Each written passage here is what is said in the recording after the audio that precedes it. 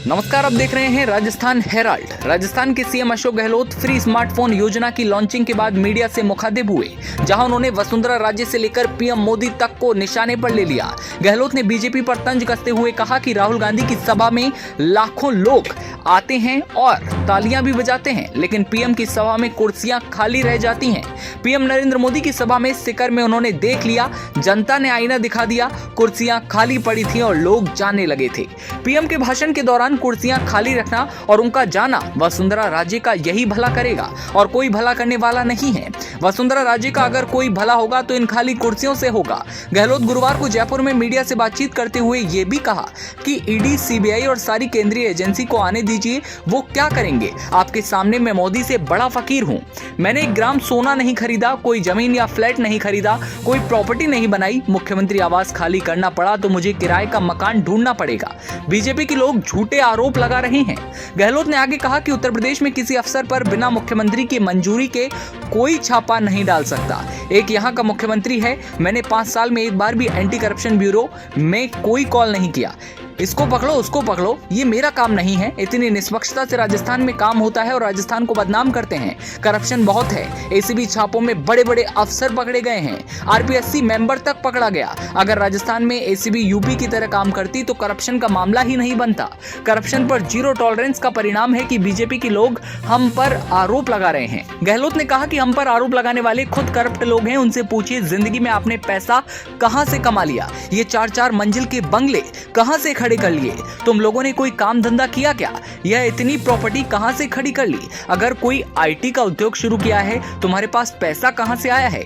इनकी बातों में कोई दम नहीं है। गहलोत ने कहा कि जिस राज्य में चुनाव होते हैं वहां ईडी, सीबीआई, आईटी के छापे शुरू हो जाते हैं। जिसने गलत किया, चोरी की, भ्रष्टाचारी की, उसे हथकड़ी लगाकर जेल भेजिए।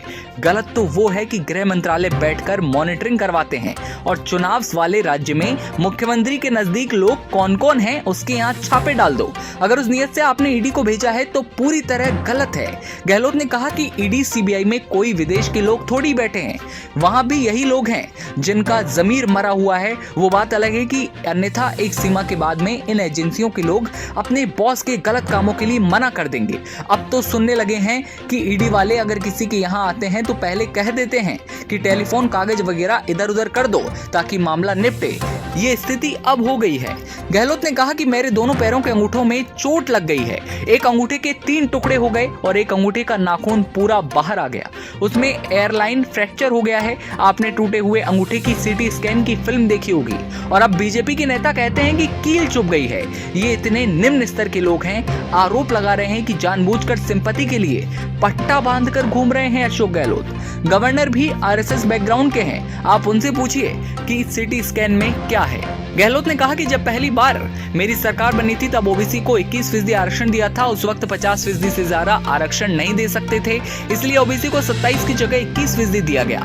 मैंने एसटी का आरक्षण 6 से बढ़ाकर 12% किया और एससी का जो आरक्षण है वो 16% कर दिया है। उसके बाद 22% बचता था, जिसमें से 21% ओबीसी को दिया। सुप्रीम कोर्ट ने 50% की सीमा खत्म कर दी तो ईडब्ल्यूएस को 10% आरक्षण मिल गया। मैंने सबसे पहले ईडब्ल्यूएस को 14% आरक्षण देने की मांग उठाई थी।